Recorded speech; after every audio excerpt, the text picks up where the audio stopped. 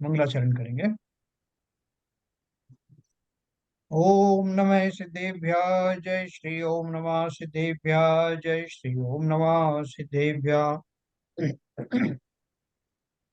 मंगलम भगवान वीरो मंगलम गौतमो गणी मंगलम कुंद कुंदाद्यो जैन धर्मोस्तु मंगलम सर्व मंगल मांगल्यम सर्व कल्याण कारकम प्रधानम सर्वधर्माणां जैनम जयतो शासनम जैनम जयतो शासनम जैनम जयतो शासनम।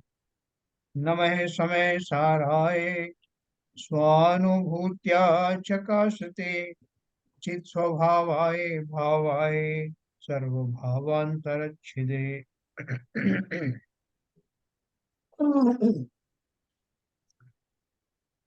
कुंद कुंदाचार्य द्वारा रचित समय सार का निर्जरा अधिकार हम पढ़ रहे हैं, जिसमें काफी कुछ हमने जाना। और निर्जरा का भाव जो है ज्ञानियों को होता है, ये हम भी भली भांति जानते हैं। तो इसलिए अपने पास दो ही ऑप्शन है कि किन जीवों को निर्जरा होती है, किन जीवों को निर्जरा नहीं होती। निर्जरा का स्वरूप भी हमने पढ़ा, तो अभी भी पढ़ रहे हैं कि जो ज्ञानियों को निर्जरा कही गई है वो किस रूप की निर्जरा है, उनके पास क्या होता है, क्या चिंतन होता है। किस चिंतन के कारण उनकी निर्जरा होती है और किस चिंतन के कारण अज्ञानियों के निर्जरा नहीं होती, बल्कि बंद ही होता है ना। अपने इस बात को जान रहे थे, तो उस संदर्भ में परिग्रह की बात आई थी। और परिग्रह को अपन ने विस्तार से पढ़ा था कि किसी भी तरह का परिग्रह, उस द्रव्य के अतिरिक्त होने वाला कोई भी पदार्थ, सिर्फ आत्मा की बात नहीं है, अन्य पांच पदार्थों के लिए भी उनके अपने स्वभाव के अतिरिक्त होने वाले समस्त प्रभाव या पर वस्तुएं उनके लिए परिग्रह ही हैं। लेकिन परिग्रह की एक परिभाषा और भी है कि मात्र पर वस्तुओं के पास आ जाने को, पर वस्तुओं के साथ विचरण करने मात्र से परिग्रह की उपाधि नहीं दी जा सकती। परिग्रह तभी नाम पाता है जब उन वस्तुओं के प्रति मेरा एकत्व ममत्व भाव हो, राग हो, द्वेष हो, या इस तरह संबंधी कोई भाव हो, तो ही वो जो पर वस्तुएं उन भावों के कारण से वो परिग्रह में कही जाती। संसार में हम इतने घूमते रहते हैं, कितने सारे मकान देखते हैं, कितनी बिल्डिंगें देखते हैं, कितने स्वर्ण आदि देखते हैं, लेकिन उन सब के प्रति हमारा कोई आकर्षण, लालायित होने का भाव होता नहीं, उन्हें हम अपना मानते नहीं, इसलिए वो मेरा परिग्रह नहीं। लेकिन जिन वस्तुओं के प्रति किंचित भी आकर्षण प्राप्त करने की इच्छा, एकत्व ममत्व भाव है, वो समस्त भले ही मेरे पास ना भी हो, चिंतन मात्र से वो मेरे परिग्रह बन जाते। सो परिग्रह की परिभाषा बहुत व्यापक है।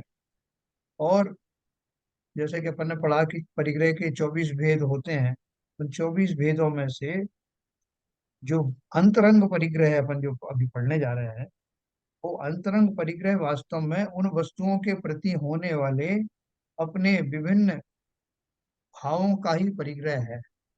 सर, हाँ। बोलिए। आपने अभी ये पासिंग रिमार्क पास किया, हाँ।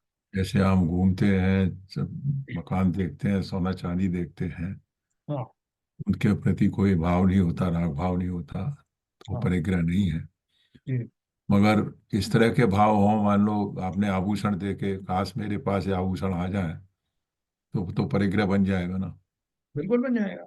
इसलिए तो मैंने मूल उसमें वही कहा, परिग्रह में मूल है हमारा एकत्व ममत्व भाव, हमारा उनके नहीं, प्रति वो रागादि भाव। एक्वायर किए बिना ही, हाँ। एक्वायर किया नहीं है हमने, फिर भी क्या कहते हैं, ख्याली पुलाव बन रहे हैं, हाँ। तो वो परिग्रह में आ जाएगा ना। हाँ बिल्कुल आ जाएगा। देखो मैं आपको इसी लिए मैं आज आपको वो 24 भेद बताने वाला हूँ परिग्रह के। Okay, okay, okay. तो जिसमें उसको मैं कनेक्ट करूंगा, अंतरंग परिग्रह से बाह्य परिग्रहों को कनेक्ट करूंगा। बहुत ठीक है अच्छा सर। है। तो देखिए, ये आपके पास जैन धर्म जानिए पुस्तक होगी, इसका पेज नंबर 279, 279, जहाँ 5 पापों के बारे में बताया है। तो उनमें से 5वां पाप और सबसे खतरनाक पाप है परिग्रह। हाँ, 279 पेज पर कुशील के बाद परिग्रह आता। पहले आपकी किताब ले लो।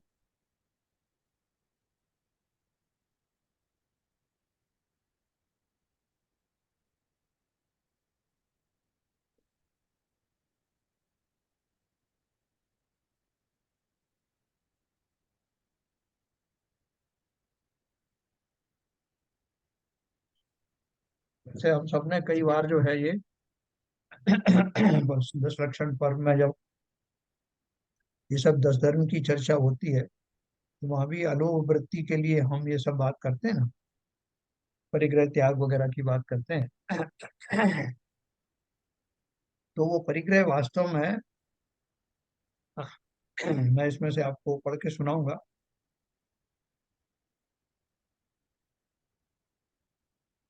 मूर्छा अर्थात ममत्व का भाव रखना परिग्रह है ना। मूर्छा, मूर्छा किसे कहते हैं? कि जब मैं किसी वस्तु में राग से बंध जाऊं, उसमें उसमें बहुत गृद्धता के मेरे भाव हों, तो उन वो गृद्धता के भाव वास्तव में परिग्रह के ही भाव है, मूर्छा के भाव है। उन्हीं को मूर्छा कहते हैं। कैसे आप कैसे पागल बन रहे हो, इसके पीछे पागल हो रहे हो, इस है ना, इसी में बिल्कुल सब समय, सारे समय उसी में का चिंतन चल रहा है, तो उसको अपन मूर्छा कहते हैं। तो मूर्छा अर्थात ममत्व का भाव रखना परिग्रह है। संसारी चीजें, जमीन, मकान, पैसा, पशु, धन धान्य आदि को अपनी आवश्यकता से अधिक रखना और इनमें ममत्व भाव रखना परिग्रह नामक 5वां पाप है। वो 5वां होने से वो सबसे हल्का नहीं है, सबसे भारी है। समस्त पापों का मूल कारण परिग्रह है। परिग्रह नहीं होने से कषाय उसी प्रकार शांत हो जाती है जिस प्रकार बिना ईंधन के अग्नि शांत हो जाती है ना। देखो, ये बहुत दमदार पॉइंट है बहुत कि इंपॉर्टेंट चीज है।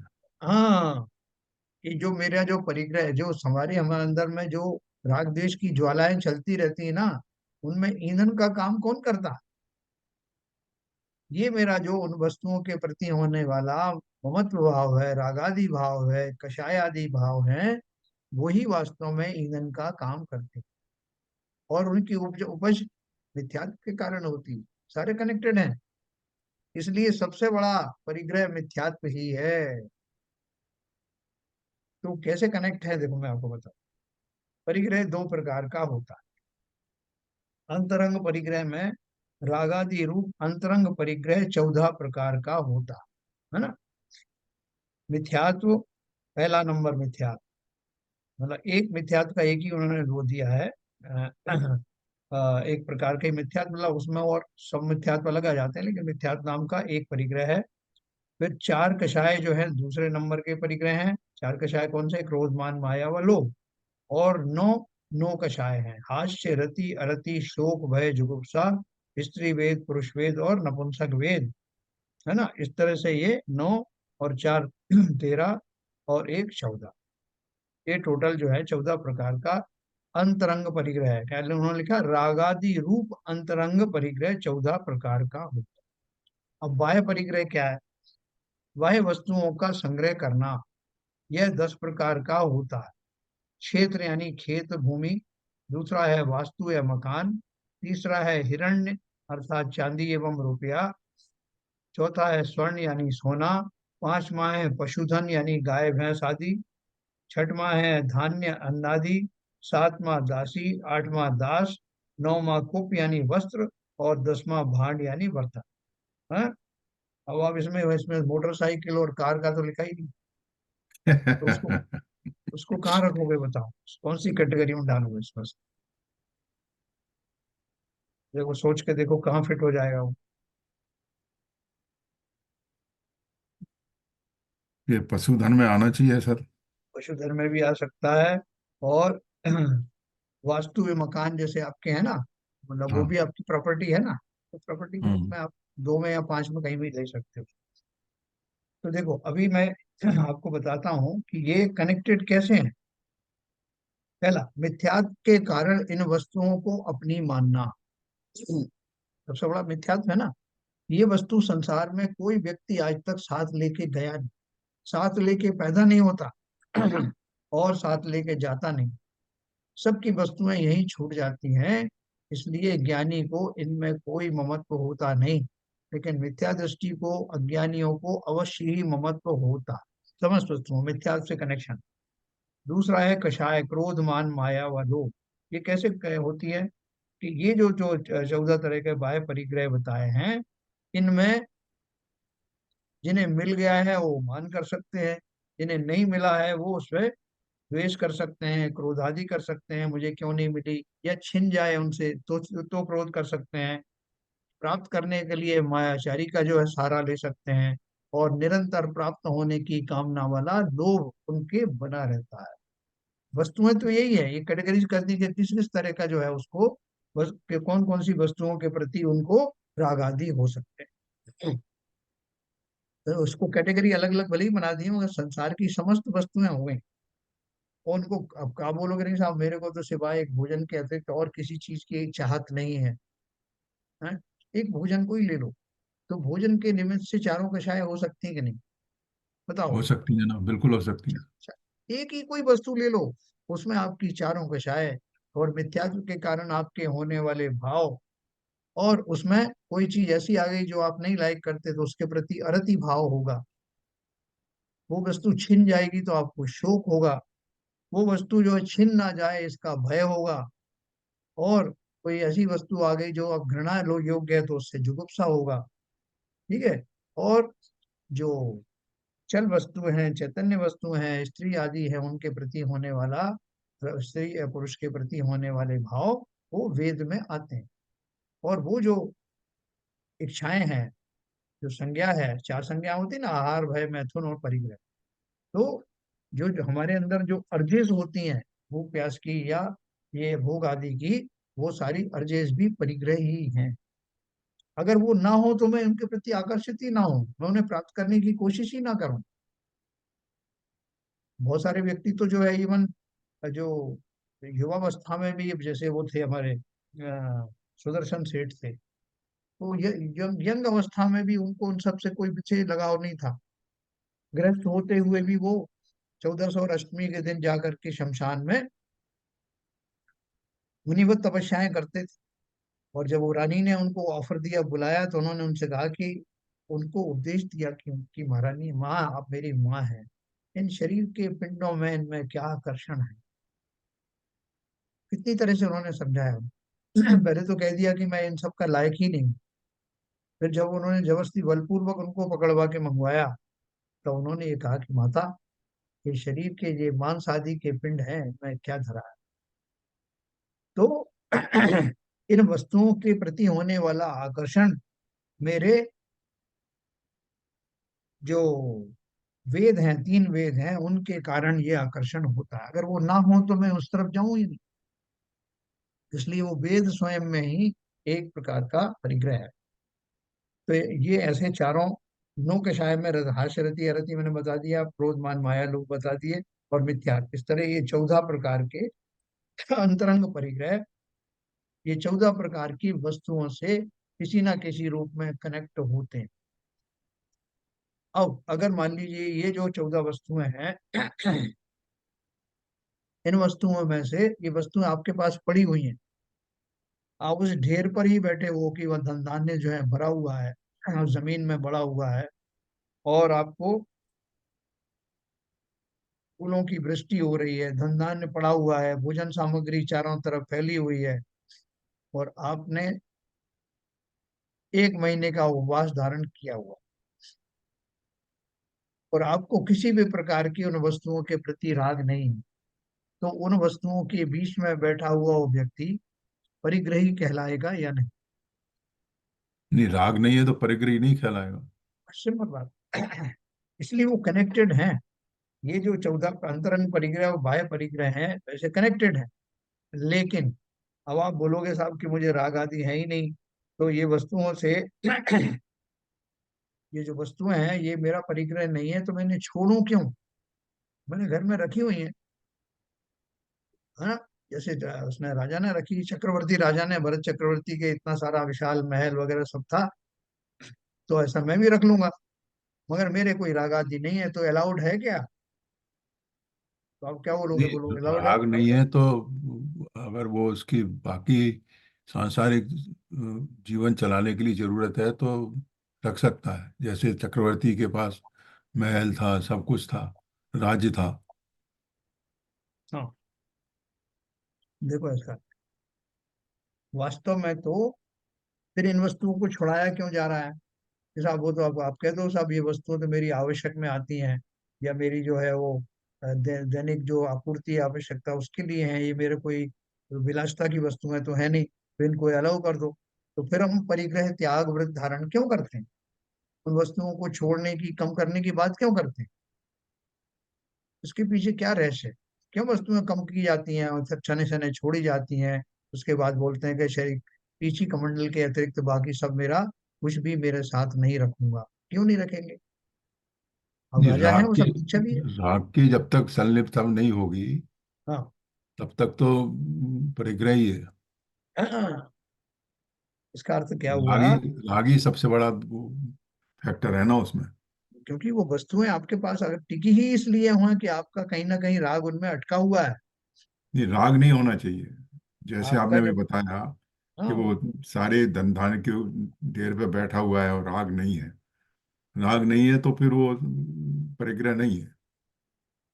अभी आपने बहुत सारा घर में बहुत सारा कबाड़ा इकट्ठा कर रखा है और आपका कोई उपयोग में नहीं आता, लेकिन आप बोल रहे हो कि साहब मेरा उससे कोई राग नहीं है, तो भाई क्यों नहीं फेंक रहे भैया उसको? नहीं साहब, नहीं तो फेंक राग इसलिए नहीं है रहे कि वो तो मिथ्यात्व है कि राग, मेरा कोई राग नहीं है।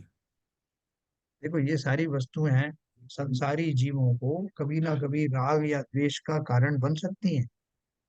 अगर राग नहीं तो द्वेष का भी कारण, ये बिना बात के इतनी जगह घेर रखी साहब, कब मैं इनको फेंक दूं, ये मैं इनको फेंकना चाहता हूँ लेकिन कोई कबाड़ी लेने नहीं आ रहा है, कोई दो पैसे मुझे मिल जाए तो मैं बेच दूं। ये सारे जो भाव है ना, वो उसमें लोभ हो कहीं गया ना फिर वो। कहीं किसी ना प्रकार का राग लगा हुआ है। इन वस्तुओं को अपने से जुदा करने वाला वही हिम्मत कर सकता है जिसका उसके प्रति कोई भाव ममत्वादि का ना हो। वो रखेगा क्यों? वो तो चाहेगा निर्भर हो जाऊं, पता नहीं इसको देख करके कब मेरा जो है मोह जागृत हो जाए, मेरे रागादि वृद्धि हो जाए, है ना? बहुत सारी कथाएं आप देखोगे कि ये उनको इस पे ही अभी आर्गर ग्रुप पे किसी ने कहानी डाली थी कि वो एक राजा ने परीक्षा करने के लिए, एक मंत्री की भर्ती करने के लिए किसी एक व्यक्ति को बुलाया और उसको कहा भैया मेरे पास ये चार गठरी हैं, जरा ले चलोगे क्या? उसने कहा ले चलेंगे। तो उन्होंने कहा देखो तुम भाग मत जाना, ये गठरी में इसमें बहुत सारे सिक्के रखे हैं। हाँ सिक्के हैं उसमें, मैं तुमको अगर वहां तक पहुंचा दोगे तो एक सिक्का दूंगा। उसने कहा आप कैसी बातें करते हो, मेरे को कोई लालच ही नहीं है, आज तक हुआ ही नहीं। तो उन्होंने कहा, चलो फिर ठीक है, ये तुम रख लो। और वो लेकर के चला। फिर उन्होंने दूसरी बार कहा कि ये गठरी तो ले आए, अब आगे जो है मुझ मेरे पास और जो गठरी हैं वो भी मुझसे भार नहीं सहन होता, इसमें थोड़ी चांदी रखी है, तो इसको जरा लेके चलो, मेरी तो कमर झुकी जा रही है। तो उसमें उसने तैयार हो गया, क्योंकि निर्लोभी वृत्ति थी उसकी। उसने कहा कोई बात नहीं, मैं इसको भी ले चलूंगा। और उसने अपनी निर्लोभता के बहुत सारे उदाहरण दिए। तो वो जो बूढ़ा बना हुआ था जो राजा, उसने उसको कहा ठीक है, यहाँ तक तो ठीक है। फिर उसने उसके बाद में एक तीसरी थैली दी उसको, बोले भैया ये जो है बहुत भारी है, इसमें सोने के सिक्के हैं, और तुम्हारे मन में कोई पाप तो नहीं? बोला अरे कैसी बात करते हो यार। बोले उसको उस पार ले चलना है, वो जो एक पहाड़ी दिख रही है उसके उस तरफ ले जाना है, मैं तो चढ़ नहीं सकता, मैं घूम करके आता हूँ। और उसके मन में लोभ आ गया, यार इतना उसमें सोना है, मेरा जीवन भर का दरिद्रता धुल जाएगी, और ये जो बूढ़ा है ये तो वहां तक आ ही नहीं सकता। इसलिए क्यों ना जो है इस बार जो है हाथ साफ किया जाए। तो जीव के अंदर में कभी भी लोभ जागृत हो सकता है, इसलिए वो लोभ की जड़ को अपने पास रखना ही क्यों? इसलिए तो कहते हैं सर कि जो ताला लगाया जाता है वो चोरों के लिए नहीं, शरीफों के लिए लगाया जाता है। हाँ, यस, जिससे उनकी बुद्धि ना बिगड़ जाए। यस। तो ये बहुत मूल मंत्र है, इसलिए। और वो जो गारंटी देगा, नहीं साहब मेरे तो राग आदि है ही नहीं यार, इसलिए आप ये सामान छोड़ जाओ यहाँ, मैं तो कोई चोरी कर ही नहीं सकता हूँ। वो कैसे गारंटी लेगा? मेरे रागादि नहीं है, रागादि करने वाला किसी से कहेगा ही नहीं कि ये सामान रख जाओ या छोड़ जाओ या मत करो। हमारे अंदर सूक्ष्म से सूक्ष्म बहुत स्तर के राग होते हैं। कई राग तो इतने सूक्ष्म होते हैं कि हमें खुद ही अपनी बुद्धि में नहीं समझ में आते। जिस तरह माता को अपने पुत्र से राग होता है, लोग बोलते हैं क्या बात करते हो, वो तो निस्वार्थ होती है। उसकी तो लोग उदाहरण देते हैं, गाय बछड़ी की उदाहरण देते हैं। वो वात्सल्य जो है वास्तव में रागमय ही होता है। भले ही उसमें मोटे तौर पर हम कहें कि उसको ये लालच है कि पुत्र जो है, जब मैं बूढ़ा हो जाऊंगा, बूढ़ी हो जाऊंगा, तो ये पुत्र मेरा सहारा बने। ये तो बहुत मोटा है। अंतर में तो ये है कि इसके पालन पोषण से, इसके सानिध्य से मुझे जो प्रसन्नता मिलेगी, इसलिए मैं उसको अपने पास रखना चाहता हूँ।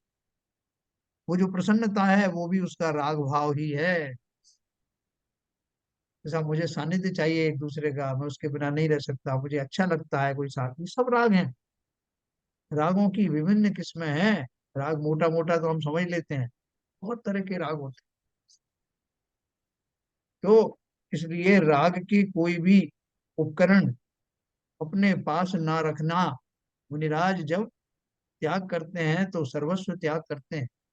वो भरत चक्रवर्ती तो उनकी मजबूरी थी, वो वैराग्य का पैमाना उनका बढ़ रहा था, इसलिए नहीं कि वो उसको उपभोग ले रहे में थे इसलिए छोड़ नहीं पा रहे थे। वैराग्य का वो लेवल धीरे धीरे बढ़ता जा रहा था, और मानसिक रूप से वो सब वैभव उनसे छूटता जा रहा था। और छूटता क्या जा रहा है, तो कहने में तो ये आता है कि एक क्षण नहीं लगा जब उन्होंने सर्वस्व का त्याग कर दिया।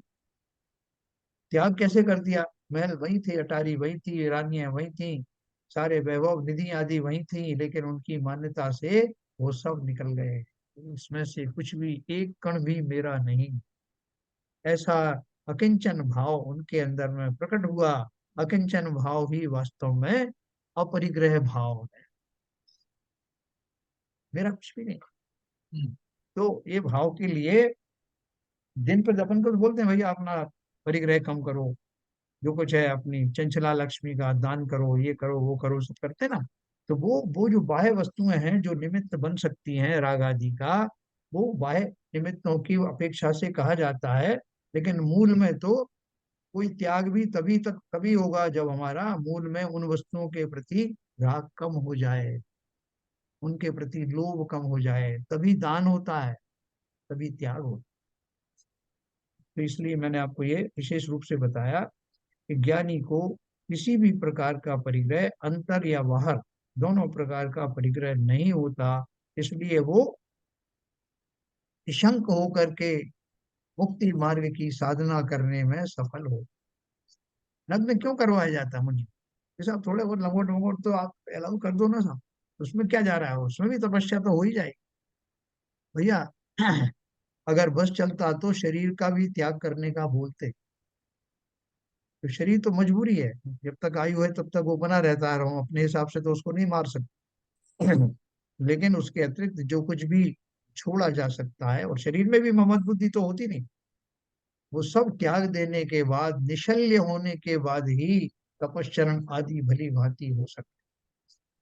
थोड़ा सा आप देखो, जाप देने बैठते हैं महिलाएं तो, जाप तो माला उठा ली, इधर ध्यान से देख रहे हैं कि गैस पे रखा हुआ है, दूध उफन तो नहीं रहा, जाप होगी क्या? पर नहीं साहब, आपने जब से कहा तो मैं दूध का तो ध्यान नहीं रखती हूँ, मगर ये जरूर देखती रहती हूँ कि भाई आई है झाड़ू बराबर लगा रही कि नहीं। है ना, सबने अपने अपने अलग अलग धारणाएं बनाई, लेकिन एक भी शल्य अगर है तो क्या आप ध्यानस्थ हो सकते हैं?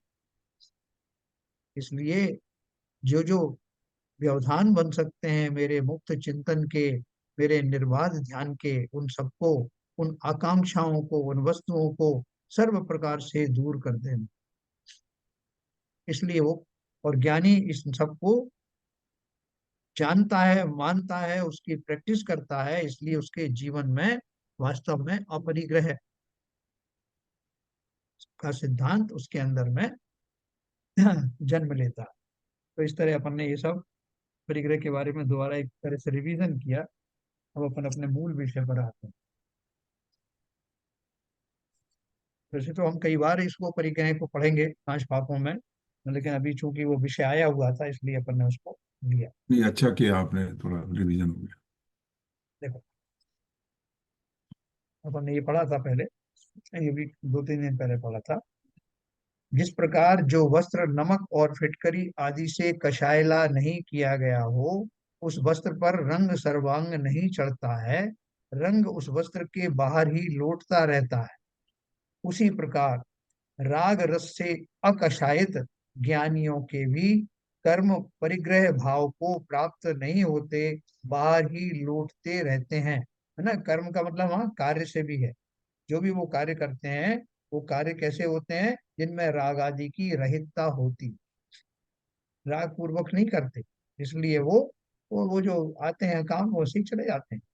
जिस तरह जो बाहर से वो लहरें आती हैं समुद्र की, वो लहरें पेड़ों से टकरा करके और वापस लौट जाती हैं, उनका उसको परमानेंट कोई डैमेज नहीं करती हैं, आती हैं जाती रहती हैं।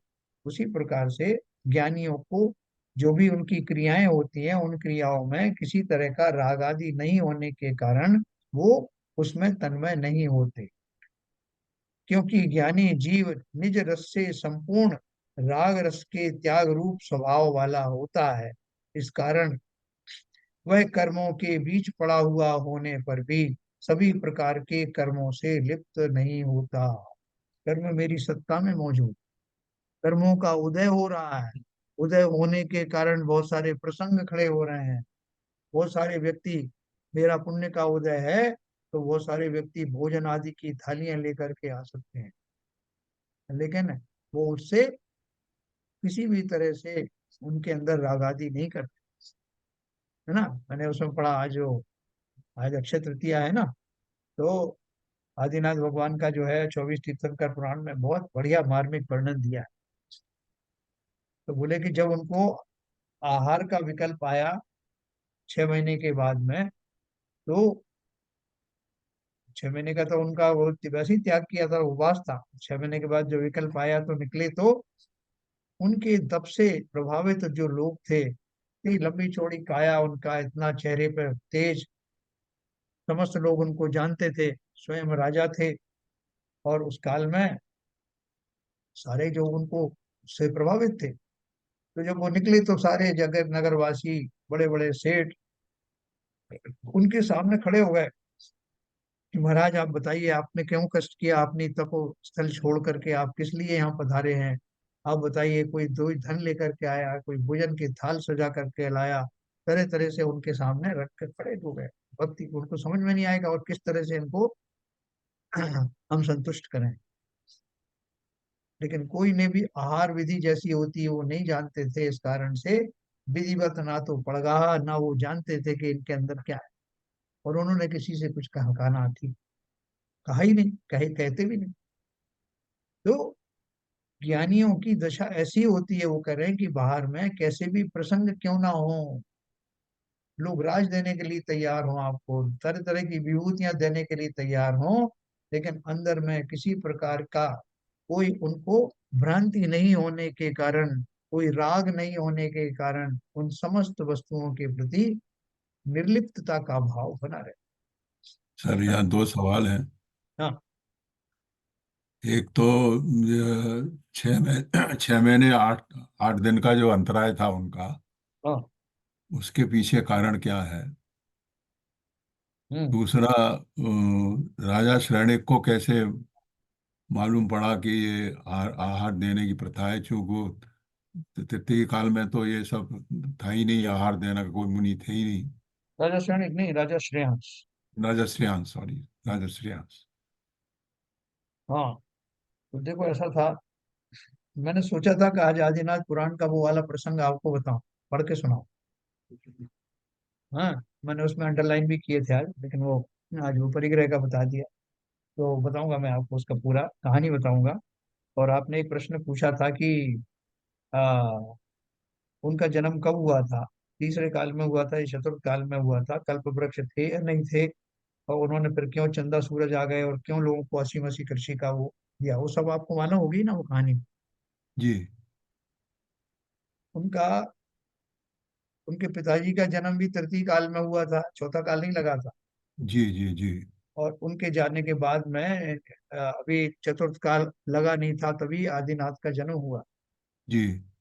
और तीसरे काल में वह भोग भूमि होती है, जो कर्म कर्म भूमि होती है, जैसे हम यहाँ रह रहे हैं, यही जमीन, यही क्षेत्र जो है भोग भूमि वो था। भूमि में कन्वर्ट हो जाती है।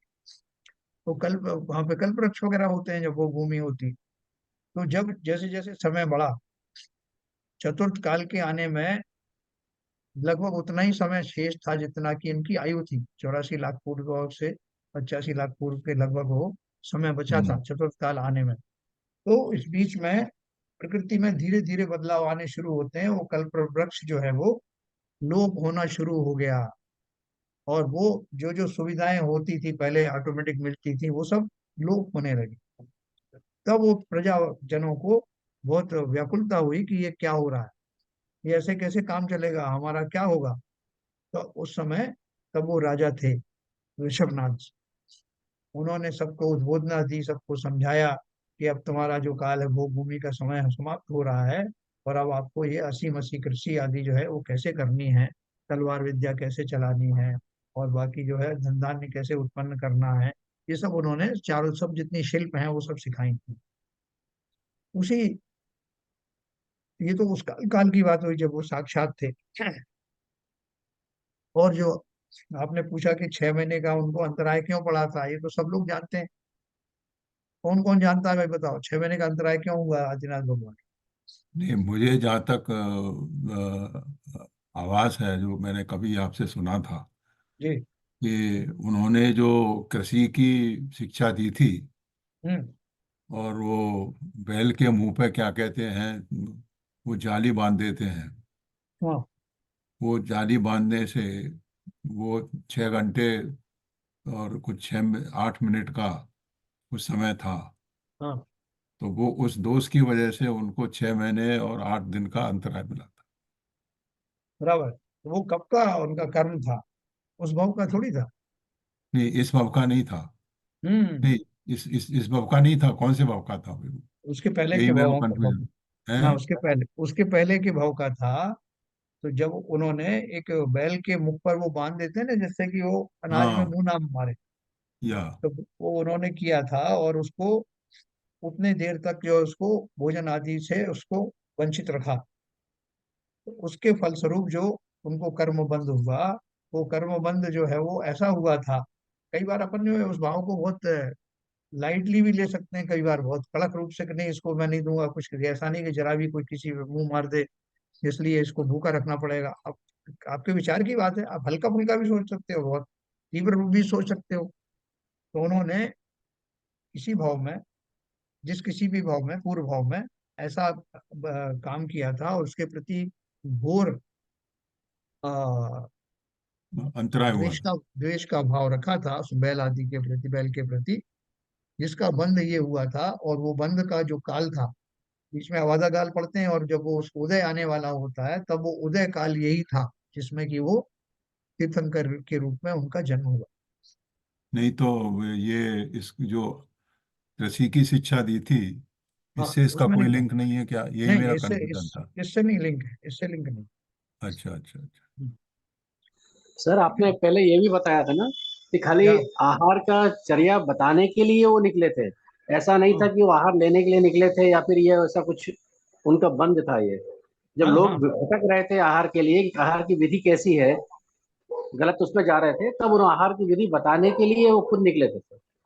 नहीं, निकले तो थे, मगर उनको वो तो उनको आहार भी खुद स्वयं भी लेना भी था, कि जब वो विधि बताई जाएगी, जब वो आहार लेंगे तो लोगों को विधि सीखने को मिलेगी। लेकिन हम्म। वहां तो उनको ये उस टाइम उनको ये थोड़ी मालूम था ना, उन्होंने अवधि ज्ञान का प्रयोग किया था कि किसी को आहार की विधि मालूम ही नहीं है। नहीं, ऐसा नहीं है। ऐसा नहीं हाँ, है कि आग की विधि बताने निकले थे। हाँ। गलत गलत बता रहे हो आप। नहीं, नहीं, श्रेयांश उसमें एक ग्रंथ नहीं, में सुनिए ऐसा सुनिए ऐसा सुनिए लिखा है। सुनिए सुनिए। हाँ, श्रेयांश जी को किसी भाव में इन्होंने दिया था उनको, उनका उनको जो है वो पहले भव का याद आई, तो नवदा भक्ति से उन्होंने आहार दिया। कोई भी नवदा भक्ति को जानता नहीं था। और भगवान जो निकलते थे उनको उन्होंने अपने आप से बताया नहीं किसी को भी, इसीलिए 6 महीने और 8 दिन वो कर्म का भी उदय आया और दोनों दोनों बातें मिल गई, और इस वजह एक्चुअली से उनको जो है बाबूजी आप आपने जो बहुत कह रहे सारी हैं चीजें सही कह रहे हैं। मिक्स कर दी बाबूजी, वो आपने बहुत सारी चीजें मिक्स कर दी। हाँ वो मिक्स देखिए जो इस वजह मुझे नहीं, मालूम वो है। ऐसे बना, ऐसा ही कर्मों की गति के हिसाब से ऐसा ही बना। ये नहीं, देखो आपने बहुत सारी चीजें सर मिक्स कर दी। हाँ। जैन साहब, मैं हाँ। बोलना चाहूंगा यहाँ पर, हाँ। जो राजा श्रेयस थे, श्रेयांश थे, वो पूर्व वर्ग में आदिनाथ भगवान के पत्नी थे, पति पत्नी थे। उन्होंने उस भव में मुनि महाराज को आहार दिया था। हाँ। हाँ तो अब सही, उनको अब सही बात। श्रेयांश जी को पूर्व भव का याद आई, हम्म। मैंने कह हाँ ज्ञान हाँ कि आहार की क्रिया क्या है। तो हम्म, अब अक्षय जो जमदल और सागर वो थे। एक मिनट एक जमदल मिनट एक मिनट, तो वो आहार के लिए निकले थे, आहार बताने के लिए नहीं निकले थे, हाँ आहार के लिए निकले थे। ऐसा जो मैंने मैंने सुना है सर। नहीं, ऐसा ही, ऐसा भाई साहब ने बताया ऐसा ही है। तो महाराज आहार बताने के लिए कौन निकलता है यार, बताने के निकलेंगे तो फिर क्या फायदा। हाँ, वो नहीं, वो उस प्रोसेस में लोग जो सीखते वो बात अलग है, वो कुछ किताबों में हाँ इस बोले तरह वो लिखा अलग हुआ चीज है। है। हाँ, लेकिन वो जब निकले थे तो किसी को भी आहार की विधि नहीं मालूम थी, और नवदा ये जो है, भक्ति जानते नहीं थे, नवदा भक्ति जो जी, तो ये इसलिए नहीं था वो, मतलब वो निमित्त नैमित्तिक संबंध ऐसा था कि लोग आहार की विधि देना नहीं जानते थे, उसके फलस्वरूप उनको 6 महीने तक आहार नहीं हुआ। और हाँ उसके पीछे असली कारण था कि उनका वो 6 महीने का अंतराय का उदय था। अंतराय का ठीक है ना। काल। और वो जो आपने बताया वो सही था, उनकी पत्नी जो है श्रीमती के रूप में वो पिछले भाव में थी, और वो साथ साथ इवन स्वर्ग में भी थी, वो देवांगनाएं वगैरह बनी, फिर किसी भाव में वो प्रत्यंत बने, बहुत कुछ हुआ उसमें। मैं अगर टाइम मिलेगा तो आपको वो पढ़ के सुनाऊंगा पूरा वृत्तांत। नहीं, शिवजन साहब ने कैसे वो क्या। सही सही सही सही बताया बिल्कुल। हाँ। ये मैंने तो बाबूजी ऐसे ही सुना है मतलब। हाँ। नहीं नहीं ऐसा सुना नहीं है, हमने हमने तो पढ़ा भी है। हाँ। वो जो भाई साहब कह रहे हैं पुराण, आज पुराण वो पुराण, वो भी हमने पढ़ा है। और भाई साहब ने भी अपने स्वाध्याय में अक्षय तृतीया को एक बार, अभी नहीं, कई कई कई सालों के पहले इन्होंने खुद अब ये पढ़ करके बताया था, जो वो मुझे याद है, मुझे इसलिए मैंने बता दिया। तो अभी चूंकि समय होने वाला है, कल मैं हमने आपको, भी महाराज जी से सुना था यही बात। हाँ, कल आपको थोड़ा सा मैं इसके बारे में और बताऊंगा, जो अक्षय तृतीया का महत्व क्या है जीवन में, और वो अक्षय का अर्थ क्या है, क्यों आज के दिन कोई मुहूर्त निकालने की बिना ही सब काम हो जाते हैं, मतलब कैसा पुण्यशाली दिन है। लोग बोलते हैं कोई मुहूर्त ना निकले तो अक्षय तृतीया को कर देना। हाँ, जीवन जितने शुभ कार्य होते हैं शादी के, घर हाँ। के, वो आज के दिन ही बिना मुहूर्त निकाले ही लोग हाँ, प्लान कर लेते क्योंकि वो क्या है कि इतनी बड़ी घटना हुई थी उस समय में, जो सबके आराध्य थे, उस काल की बात है। यहाँ कोई जो है और दूसरे जो है संप्रदाय वगैरह का भी वो अस्तित्व लगभग नहीं था। तो ऐसे समय में सबके आराध्य देव थे, और उनको हिंदू और ये सब जो आज बने हैं वो सब, ये एकमात्र वही थे ऋषभ देव, जिनके शास्त्रों में आज भी उनका उल्लेख है। तो जब उन्हें आहार का अंतराय हुआ और उसके बाद जब आहार हुआ उनको, तो कितनी प्रसन्नता लोगों को हुई थी, और लोगों का कितना पुण्य का अर्जन हुआ था उस दृश्य को देख करके, उस घटना को देख करके। वो सब सामूहिक हुआ था। तो हम तो खाली अक्षय तृतीया को इसी रूप में जानते हैं, हिंदू वगैरह भी सब जो है एक दूसरे को बधाइयां देते हैं, अक्षय तृतीया की मुबारकबाद देते हैं, लेकिन उसके पीछे की जो वास्तविक घटना है वो उनको उसका ज्ञान नहीं हुआ।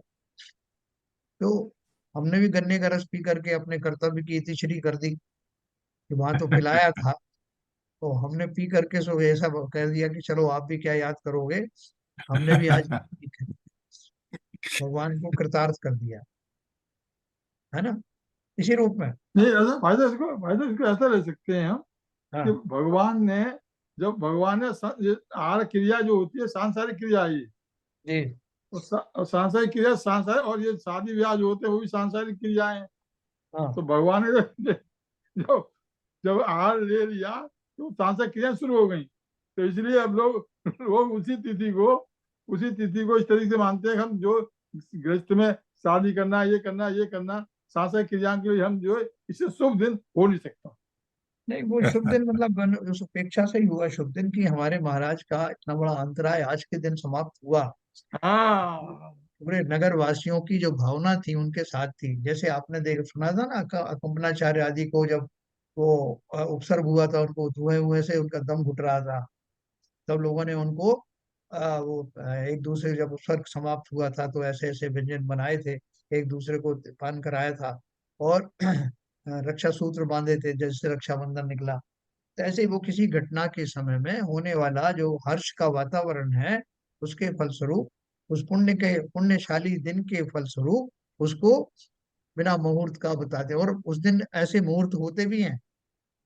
बाई चांस आप जो है ग्रह नक्षत्र की अगर आप काउंटिंग करेंगे, तो ऐसे ग्रह नक्षत्र सब उसी अपेक्षा से संतुलित अवस्था में होते हैं कि आपको किसी मुहूर्त के देखने की जरूरत नहीं। नहीं, उस समय जो आहार लिया था उस समय भी तो काल लब्धि आई थी साहब, वो मुहूर्त आया था। हाँ हाँ। तो चलिए, आज की जो हमारी अक्षय तृतीया है, उस अक्षय तृतीया के संदर्भ में वास्तव में हमारा भाव क्या होना चाहिए? कितनी तरह के भाव हो सकते हैं? ललित जी बताओ, एक आध भाव क्या क्या हो सकता है भाव आज अक्षय तृतीया के दिन? क्या सोच करके मैं आज प्रसन्न हो जाऊं? है, ओपन करिए आपका। खुला हुआ है। हाँ, अभी खोलो, बोलिए। क्या क्या भाव अपन कर सकते हैं आज? काश मुझे भी मुनि महाराज का आहार देने का मौका मिल जाए आज। चलो, एक तो ये भाव हो गया, और बताओ कुछ। वही आध्यात्मिक दृष्टि से एक ही भाव बन रहा है साहब। नहीं, उसमें भी बहुत वेरिएशन हो सकते हैं। अभी ललित जी सांसारिक सोच। हाँ, बोलिए। सांसारिक दृष्टि से कह सकते हैं हाँ, कि किसी को भी भूखा नहीं रखना चाहिए, किसी को हमेशा जीवों के प्रति जैसे वो जो जो उनका जो कर्म बंधा किसी था, हाँ, जो कर्म किसी बंधा कोई था। प्रतिबंध हाँ नहीं लगाना चाहिए। हाँ, किसी के ऊपर कोई जो है कि हमने जो अब जो आए दिन जो छोटी छोटी बातों पर बंद कर दे, ये मत खा, ये मत कर, ये कर, वो ये कर, ज्यादा टोका टाकी, ज्यादा वो ये सब नहीं करना चाहिए, और संसार को उसी हिसाब से चलना चाहिए। नहीं, ये तो आपने तो अलग डायमेंशन दे दी। और कोई बताओ भाई। कोई भी मेरे महाराज जी को मेरे ऐसा उपसर्ग ही ना आए कि हाँ उनको हमेशा मतलब आहार ना मिले इतने हाँ मतलब दिनों तक। हाँ।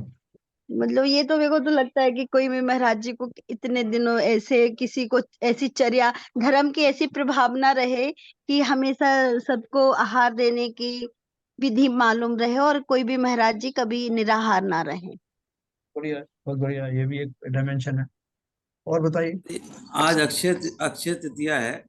हाँ आज ऐसे नियम वो लिए जाएं जिनका कभी क्षय ना हो। ऐसा वाह कुछ नियम लो कि भाई, वाह। और वो जीवन भर आपके मृत्यु तक आपके साथ में रहे, ऐसा नियम भी ले सकते हैं आज। बहुत क्योंकि बढ़िया, अक्षय बहुत बढ़िया, का बहुत मतलब बढ़िया। ये है कि जिसका क्षय ना हो, तो वैसे वो नियम तो लेने है। चाहिए अपने। अभी एक एक जो है भाव का इंतजार में कर रहा हूँ, देखें वो कौन बताता है। चलिए, सब लोग को ट्राई करें। और बोलो, नीरजा जी बोलो। अक्षय आनंद की प्राप्ति हो जिससे हमें भेद विज्ञान हो जाए। अक्षय सुख की प्राप्ति हो, अक्षय पद की प्राप्ति हो। है, अर्घ चढ़ाते हो कि नहीं? अक्षय जी अक्षय पद पद प्राप्त प्राप्त है। है, अक्षतान निर्पामिति स्वाहा। हाँ, तो उस क्योंकि भेद अक्षय, विज्ञान होने से अक्षय आनंद होता है, वहाँ सुख दुख की बात नहीं है। वहां पे सुख दुख तो सुखाभास और दुखाभास है। अक्षय आनंद है जो कि क्षय नहीं होता। बिल्कुल, मतलब अक्षय आनंद कैसे होगा? अक्षय पद प्राप्त होगा। अक्षय पद कौन सा है? मैं अपने स्वभाव में स्थापित हो जाऊंगा। अपने स्वभाव भाई ये में मेरी चला जाए। भक्ति हाँ है। जी, असली तो अक्षय तृतीया वही है। वही है। अक्षय जो है, और कुछ मुझे पुण्य भी नहीं चाहिए कि नहीं मेरा चाहिए। पुण्य अक्षय हो जाए। वो मेरा आनंद, वो मेरा स्वभावगत सुख अक्षय हो, अक्षय निधि मुझको मिल अक्षय हो, जाए। अक्षय बना रहे, हमेशा हमेशा आनंद में बने रहें। अक्षय निधि निज की पाने को, श्री देव शास्त्र गुरु को त्याओ। गुरु को ध्याओ। और रोज पढ़ते हैं पूजन के माध्यम से, ठीक है ना? जी, तो इन सब से उठ करके हमारे जो भाव हैं, किस लेवल के हों, उन हमेशा कोई भी किसी की जयंती होने दो, कोई भी किसी का निर्वाण होने दो, हर दशा में इसको मुक्ति से कनेक्ट करने का कला हमें आनी चाहिए। जी वो भी अच्छा था ना, बोला कि हाँ मैं नवदा भक्ति सीखूं, दुनिया को आहार देने की विधि सीखूं, जो और एक दिन स्वयं ही मुनि होकर के उस प्रोसेस से होकर के निकल जाऊं। निकल जाऊं। ये भी एक अच्छा भाव है। किसी ने ये भी सही कहा कि जिस तरह से मूक पशुओं को या किसी और के ऊपर मैं अनावश्यक बल प्रयोग के द्वारा मैं उनकी जो स्वाभाविक भूख आदि हैं, उनकी आवश्यकताएं, उनके ऊपर अंकुश ना लगाऊं, उनमें बाधक ना बनूं, अंतराय उनको जी ना दूं, इस तरह का भाव भी हो सकता है। हाँ बहुत बहुत बढ़िया। तो अपन को हर एक से अपन को ये निष्कर्ष निकालना है प्रैक्टिकल लाइफ में हमारा उसका यूटिलाइजेशन क्या है। जैसे अपन जी ने परिग्रह के बारे में अपन ने इतना विस्तार से पढ़ा, तो परिग्रह का अर्थ क्या हो गया कि अपने जीवन में अपनी आवश्यकताओं में निरंतर कमी लाने की चेष्टा करना, क्योंकि संसार का कोई पदार्थ मेरे साथ जाने वाला नहीं है और ना ही मुझे उसकी आवश्यकता है। मैं अपने भ्रम के कारण उन वस्तुओं को समेटे हुआ हूँ, उनमें होने वाले राग के कारण अपने घर की जो फालतू सामान भी इकट्ठा हो जाता उसको भी नहीं फेंक पाता। जी हाँ, तो धीरे धीरे करके वो निवृत्ति की चाहत मेरे अंदर आ जाए कि संसार में मेरा कुछ भी नहीं है, इन सब वस्तुओं की मुझे आवश्यकता है ही नहीं। क्यों? क्योंकि मैं हूँ अपने में स्वयं पूर्ण, पर की मुझ में कुछ गंध नहीं। मैं अरस अरूपी अस्पर्शी, पर से कुछ भी संबंध नहीं। मैं स्वयं में पूर्ण हूं तो मुझे बाहर की आवश्यकता क्यों है? जी तो इस तरह के जो भाव हैं वो निरंतर रखते हुए अपरिग्रह का और बढ़ते हुए हमें इस मार्ग को अपनाना। जी अपरिग्रही होना जो है बहुत बड़ी चीज है। लोभी तो सब है, क्यों लोभ पाप का बाप बखाना, तो लोभ में ये सब लोभ के वशीभूत होकर तो परिग्रह होते हैं। जी तो इसलिए और परिग्रह के पीछे ही सारे पाप होते हैं, लोभ होता है, क्रोध होता है।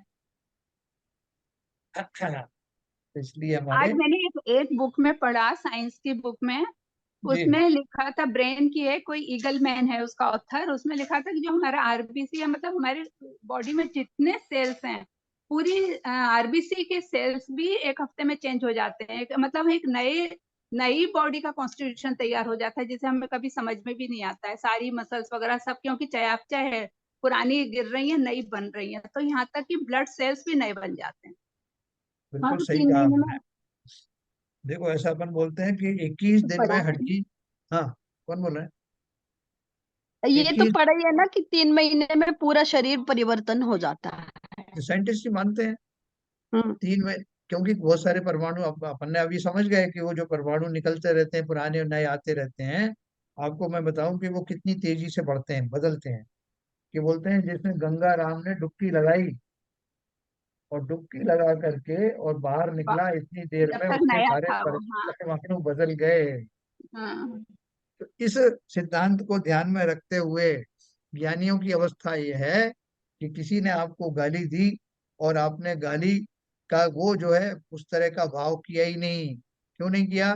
कि जिसके मुख से वो गाली के शब्द निकले, वो आपके कानों तक आते आते वो शब्द ही बदल गए, जी वो भाषा वर्णनाएं बदल गई, उनके परमाणु बदल गए। इसलिए उसने तो बहुत तीव्र उद्वेग के कारण कुछ और कहना चाहा था, लेकिन उसके भी लिमिटेशन थे ना, भाषा समिति के, भाषा के, भाषा जी वर्णना के। हाँ तो सब कुछ बदल जाता है, बोलने वाले के शब्द बदल जाते हैं, सुनने वाले कानों के परमाणु बदल जाते हैं। संसार में कुछ भी स्थायी है नहीं, इसलिए किस बात का द्वेष करना जी है। सब जो समताधारी करने वाले होते हैं तरह तरह से समता धारण करने का निमित्त ढूंढते हैं जी कि मुझे तो हर तरह समता में रख, मेरा क्या गया। भाई तभी तो साहब। उन्होंने एक सेकंड, तभी तो उन्होंने बोला ना ध्यानत राय जी ने, गाली सुन मन खेद न आनो, गुण को अवगुण कहे अयानो, कहिए अयानो वस्तु छीने, बांध मार बहु विधि करें, करते निकारें तन विदारें, बैर जो न तहात रहे। फिर जी उन्होंने बोला कि ये सब सहन कैसे कर पाओगे? तो आगे कहा, तय कर्म पूरब किए खोटे, सहे क्यों नहीं चीरा, अति क्रोध अग्नि बुझाए प्राणी, साम्य जल ले सियरा। समता धारण करने के लिए उन्होंने बता दिया, इसमें तुम्हारा गया क्या। हम्म। ये सब होने के बाद भी क्या समता में रहना चाहिए, साम्य जल ले सियरा।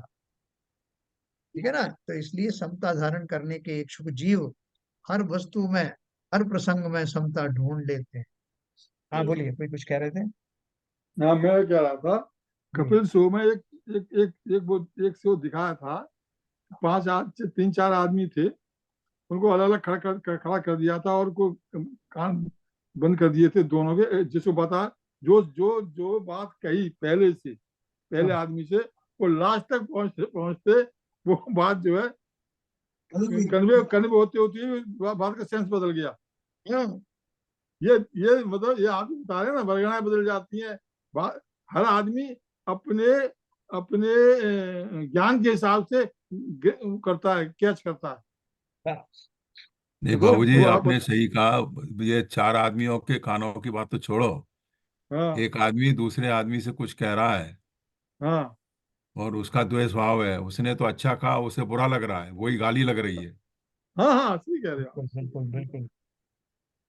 तो ये तो भावों के ऊपर है कि आप किस तरह के भाव से उसको रिसीव आपके भाव करते हैं। कैसे हैं, आप वो हाँ, किससे किस कैसा समझ रहे हैं। किस भाव से आपको उसको रिसीव कर रहे हैं। सही बात। इसलिए ये अपने भावों में अपने को एक तो निर्लिप्तता के भाव निरंतर बढ़ाते जाना है। संसार में मेरा कुछ है नहीं, ना मैं कुछ लेके जाने वाला हूँ, कितना ही कोशिश कर ले कोई आज तक कुछ लेके गया नहीं। जो हमारी जो वैराग्य भावना है, जो 12 भावना है, वो सब में यही तो है। तो उनको निरंतर पढ़ना, चिंतन करना, और इस पर्याय में तैयारी पूरी कर लेना। जैसे भरत चक्रवर्ती ने पूरी तैयारी करते ही फिर जब दीक्षा ली, तो कपड़े उतारते उतारते लोग बोलते हैं कि केवल ज्ञान हो गया। पहले ही तैयारी सारी। तो हम भी भरपूर तैयारी करें। ये मनुष्य देह और ये पर्याय बड़ी मुश्किल से मिली है, इस पर्याय को साधारण मत समझना। वो तो हमारे कोई जो अशुभ का उदय था तो हम पंचम काल में उत्पन्न हुए, बाकी तो सारी चीजें पूरी हुई हैं। उत्तम कुल मिला है, उत्तम धर्म मिला है, निरोग काया मिली है, और जिनवाणी का आश्रय मिला। जिनवाणी सुनाने वाले, उनका मर्म बताने वाले ऐसे आचार्य मिले। इसलिए अपने उसको कम मत आंकना, और इसको व्यर्थ मत गंवाना। थोड़े बहुत रोग तकलीफ विषमताएं हो तो भी सह लेना, जैसे हमारी गुणमाला जी सहती रहती ना। लेकिन लगे रहना इस काम। ये पदम चंद जी देखो, निर्बाध रूप से सर्दी हो गर्मी हो कुछ भी हो, सबसे पहले आते। तो क्यों, अंदर से वो जो श्रवण के भाव हैं, ये इस पर्याय में ये सब अंगिका, अपनी तैयारी पूरी करने के लिए ये सब समर्पण आवश्यक है। तो चलिए हम सबके जीवन में आज अक्षय तृतीया के दिन उस अक्षय पद की प्राप्ति की वास्तविक लालसा हो, वास्तविक उमंग हो, वैसा ही हमारा कार्य हो, वैसा ही उपक्रम हो, और हमारे अंदर में निर्लोभता बढ़ती चली जाए, अपरिग्रहत्व की भावना घर करती जाए। इसी भावना के साथ आज की बात समाप्त ऐसी ही शुभकामनाएं आपके लिए भी। करें। हमारे भी धन्यवाद। यही भाव है सर, सबके लिए। हमारे लिए, हमारी भी सबके लिए शुभकामनाएं, सत्य अक्षर के लिए। चलिए बहुत बढ़िया है। आप लोगों ने वहाँ गन्ने का रस पान किया कि नहीं अमेरिका में। इधर किधर अमेरिका, गन्ने का रस मिलता है सर। गन्ना तलाश करना पड़ेगा यहाँ पे। नहीं, गुड़ गन्ना गुड़ तो मिल गुड़ जाता से भी है। बन जाता है, गुड़ से भी बन जाता है घर में। गन्ना तो मिलता है गन्ना तो मिलता होगा। नहीं, हाँ। गन्ना तो मिलता है। पैकेट तो मिलेगा, हाँ, पैकेट। मिलता मिलता इंडियन स्टोर पे गन्ना भी मिलता है, और वो भी रस रस चलाने की मशीन भी थी, लेकिन वो हमेशा बहुत दूर है, पता नहीं कहाँ है। नहीं, हाँ। मेरे पास हाँ। मशीन तो देखी नहीं, गन्ना जरूर देखा इंडियन स्टोर में। हाँ, नहीं नहीं, हमें गया था, मिलपटास गए दर्शन करने वही के लिए, वो भगवान के दर्शन करने गए थे, तो वहां लौट के आए, तो वहां पर रस भी मिला हमें, और गन्ने की मशीन भी मिली, गन्ना भी मिला। चलो सही कह अपन रहे तो हैं।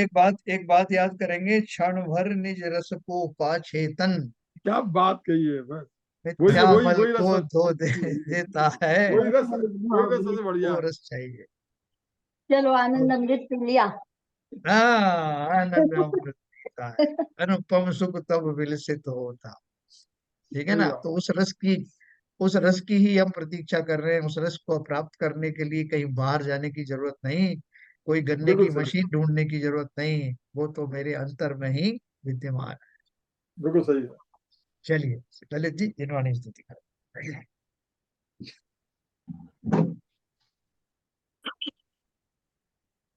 शतम नाश वेको ज्ञान के प्रकाश वेको अपा पर भास वेको भानु सी बखानी है। छह द्रव्य जान वेको बंद विधि भान वेको स्वपर की छान वेको परम प्रमाणी है। अनुभव बताए वेको जीव के जताए वेको काहू न सताए वेको भव्य और आनी है।